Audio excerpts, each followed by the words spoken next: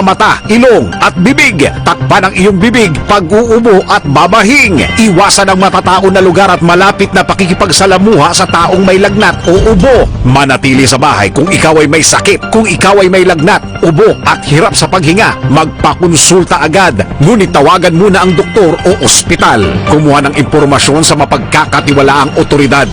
I-viral, i-share, ikalat ang totoo. Hatid ng MBC Manila Broadcasting Company, stations DZRH, Aksyon Radio, Love Radio, Yes the Best, Radyo Natin at Easy Rock. Ikalat ang totoo, mga dapat alam mo na sa COVID-19. Ano ang social distancing? Ang social distancing ay tumutukoy sa pag-iwas sa mga matataong lugar at pagpapanatili ng 2 metrong distansya mula sa ibang tao kung maaari. Isa ito sa mga paraan upang maiwasan ang pagkalat at pagkahawa sa COVID-19.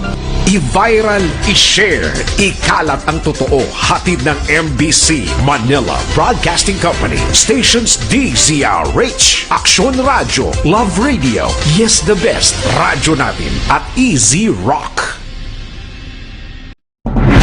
Ikalat ang totoo, mga dapat alam mo na sa COVID-19.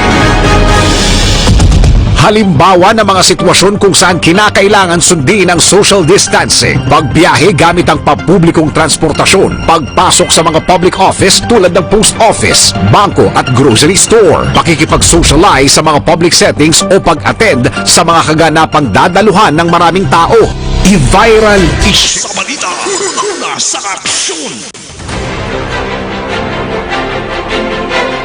Aksyon Radyo Philippine Standard Time, alas 6:26. Kagkaroon sa detalye sa aton balita national. Makakuha sang dugang allowance ang public health frontliners base sa Administrative Order No. 28 ni Presidente Rodrigo Duterte. Ginasaad sa AO nga ginapermahan ni Presidente Duterte hatagan sang special risk allowance ang mga health frontliners. Tuyo sang dugang allowance nga ginhatag sa Presidente amo nga kilalahon ang kabaganihan kag kontribusyon sa public health workers sa bugos nga pungsod nga nagpangisog kag wala nagdalok sa pagrisgo sang ila kabuhi bilang mga frontliners sa pagtinguha sang administrasyon nga ma-address ang public health emergency. Ang makabenepisyo sa dugang allowance sa mga medical, allied medical, kag iban pa nga mga personnel nga assigned sa hospitals kag healthcare facilities, subong man ang mga direkta nga may contact sa COVID-19 patients, PUIs kag PUMs. Kalakip man ang mga civilian employees nga nag-occupy sa regular, contractual, casual o kung part-time position, mga trabahante nga ginpaagi sa contract of service o kung job order. Kalakip na ang mga barangay health worker nga assigned sa hospital kag iban pa nga mga healthcare facilities. Ang pagsuma sa allowance ang ibase sa adlaw nga nagtrabaho ang public health worker umpisa Marso 17. Ginaapelar naman ni Cabinet Secretary Carlo Nograles sa mga local executives nga pasugtan ng mga overseas Filipino workers nga makapauli sa ilatag sa mga puloy-an kung matapos na ang 14-day mandatory quarantine. Sunog kay Nograles, gusto lamang sa mga OFW nga makapauli kabangdanan nga dapat pasugtan sila nga makaupod ang ila sini nga pamilya. Dugang pa ni Nograles sa mga migrant workers ang exempted sa travel ban nga ginapatuman sang Pilipinas bangod sa COVID-19 apang kinahanglan lang nila nga magpaidalom sa quarantine bilang precautionary measure batok sa masakit. Samtang nag-apela naman si Nograles sa publiko angot sa diskriminasyon nga dapat untatan na ini tungod hindi ini makabulig sa ginapangatubang sa karon nga pandemic sa Pilipinas. Ginanunsyo ni Senator Sani Angara nga nagnegatibo na siya sa COVID-19. Sa Instagram post sang senador, gin-discharge na siya sa hospital matapos nga nagnegatibo na ang resulta kag gindeklarar nga pneumonia-free. Ginsaad man sa post sang senador ang pagpasalamat sa kabuhi nga ginregalo sa iya kag sa mga frontliners nga nagabulig para amligan ang kabuhi sang tanan kag proteksyonan ang komunidad. Ginkilala man ni Angara ang kabaganihan sa mga health workers nga nagapakig-away batok sa COVID-19 pandemic. Una nga ginanunsyo ni Angara nga nagpositibo siya sa masakit sadtong Marso 26. Sa katapusan nga balita national, ginkumpirma naman sa Caraga region ang pinakaunang nga kaso sa COVID-19 nga isa ka anyos nga pasyente. Sunod kay Caraga Health Chief Dr. Jose Lacuna, ang pasyente nagpauli sa ilabalay sa Butuan sa tong Marso 12 halin sa Metro Manila. Dugang pa ni Lacuna, ang pasyente nga mayara sang chronic obstructive lung disease ang gin-quarantine sa iyabalay pagkatapos ang iyabiyahe sa Metro Manila kag sang ulihi gin-confine sa Caraga Regional Hospital. Ang pasyente yara na sa stable nga kondisyon kag iya nabato ng resulta karon nga adlaw Lunes. Nagpatigay na sang contact tracing ang autoridad nga mahimo naka-close contact sa among nga pasyente. Una sa balita, una sa aksyon. Action Radio Philippine Standard Time alas 6:29. Detalye sa atong balita international, sports kag entertainment pagkatapos lamang sa mga ini. Ikalat ang totoo, mga dapat alam mo na sa COVID-19.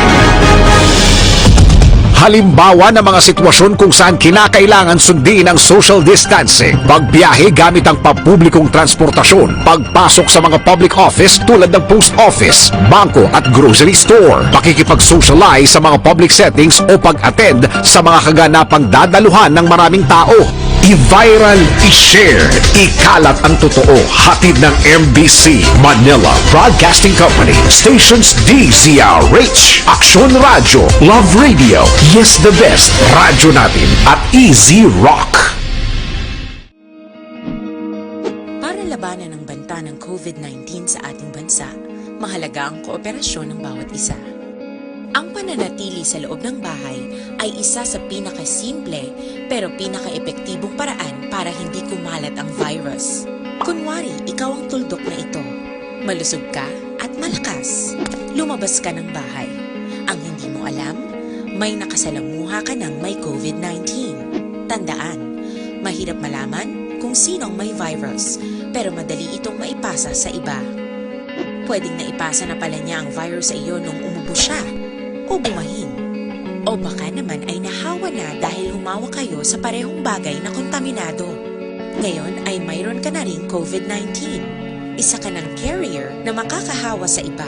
Dahil maaaring ilang araw pa bago lumitaw ang sintomas na ubo, sipon, hirap sa paghinga at lagnat. Pwede ring wala kang nararamdamang sintomas, ngunit nakakahawa ka pa rin. Pag-uwi mo sa bahay, maaari mong mahawahan ang iyong pamilya. Kasama na rito ang lolo at lola mo o ang mga magulang mo na may edad. Sila ang may pinakamahina na depensa laban sa virus. Ang mga may sakit sa puso, diabetes, high blood, at iba pang pre-existing conditions at mga buntis, mahina ang panlaban sa COVID-19. Na-record ang pinakaunang nga kaso sa COVID-19 pandemic sa sapat sa Estados Unidos. Ang 4 katuig nga Malayan tiger nga giningadlan nga Nadia sa Bronx Zoo sa New York ang ginkumpirmar nga infected sa among nga balatian. Sunod kay Dr. Jane Rooney, veterinaryo kag USDA official, wala pa sang ebidensya nga mahimo magkapanglaton ang among nga sapat. Ang mga sapat ang ginapatian na latnan sa mga empleyado sang among nga zoo nga nagbalatian sang COVID-19.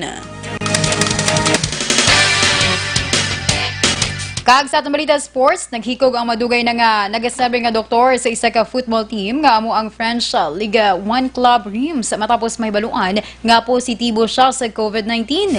Ginkilala ang doktor sa kay Bernard Gonzalez, 60 anyos nga nagsabi sa club sa masobra sa 20 na katuig.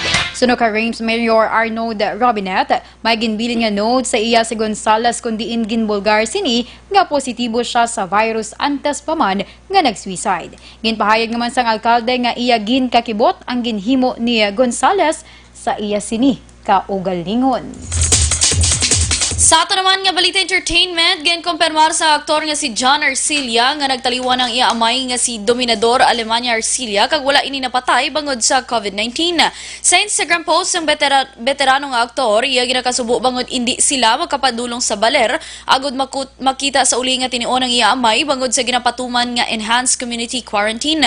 Gin-share man sang aktor ang kabudlayan sa sitwasyon sa karon dala sang COVID-19 bangod luyag kun tani niya nga ipe-cremate ang iya amay apang wala sang crematorium ang baler kag wala man sa karon ginapanugutan ang haya kag paghalad sang misa para sa patay.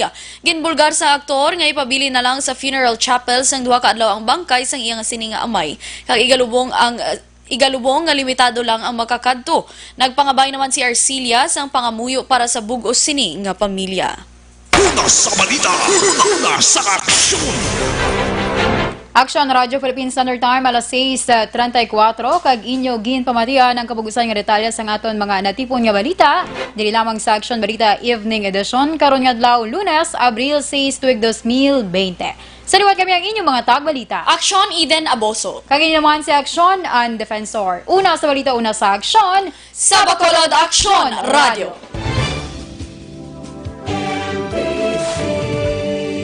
Manila Broadcasting Company.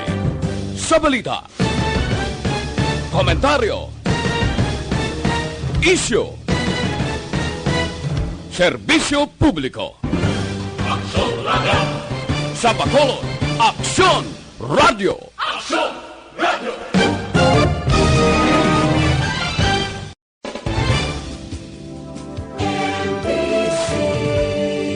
Manila Broadcasting Company. Sa balita, komentaryo, isyu, serbisyo publiko. Sa Bacolod, Aksyon Radio.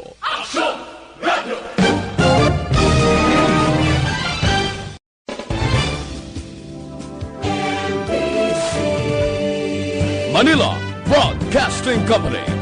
Sa balita, komentaryo, isyu, serbisyo publiko. Sa Bacolod, Aksyon Radio.